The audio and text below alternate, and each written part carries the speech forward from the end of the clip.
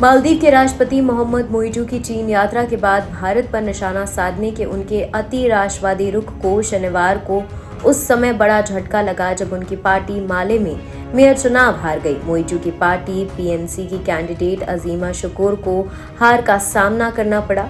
मोइजू खुद माले के मेयर थे। उन्होंने पिछले साल राष्ट्रपति चुनाव लड़ने के लिए मेयर पद से इस्तीफा दिया था। इस सीट पर हुए चुनाव में एमडीपी कैंडिडेट, जो भारत समर्थक पार्टी है, उसने बड़े अंतर से जीत दर्ज कराई। पर्यवेक्षकों का कहना है कि पीएनसी की हार मोइजू के लिए निजी तौर पर बड़ा झटका है।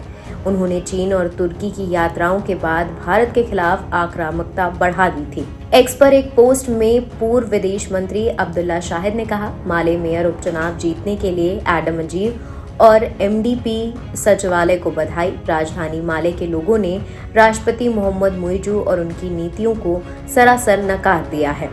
राष्ट्रपति पद जीतने के बाद मोइजू और उनकी पार्टी पूर्व भारत विरोधी बयानबाजी से उबरने में विफल रही है, जिससे भारत के साथ कोई सार्थक जुड़ाव मुश्किल हो गया है। चीन से लौटने के बाद मोइजू ने बीजिंग में मिले समर्थन का संकेत देते हुए शब्दभेदी बाण भारत के खिलाफ चलाए। मालदीव के राष्ट्रपति ने चीन की अपनी आधिकारिक यात्रा के बाद कहा कि उनका देश छोटा है, लेकिन वह अन्य देशों को उसका शोषण करने नहीं देंगे। मोइजू ने यहाँ तक कह दिया कि मालदीव किसी भी विशेष देश के पीछे नहीं है।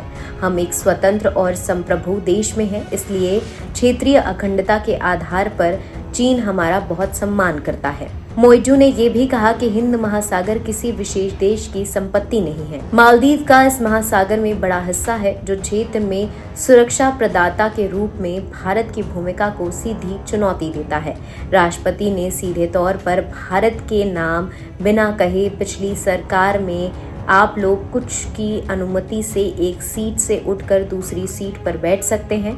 हम किसी पर भरोसा किए बिना अपने पैरों पर खड़े होंगे। मोइजू ने ये भी कहा कि वो विभिन्न क्षेत्रों में मालदीव की भारत पर निर्भरता को खत्म कर देंगे। एनबीटी ऑनलाइन की रिपोर्ट।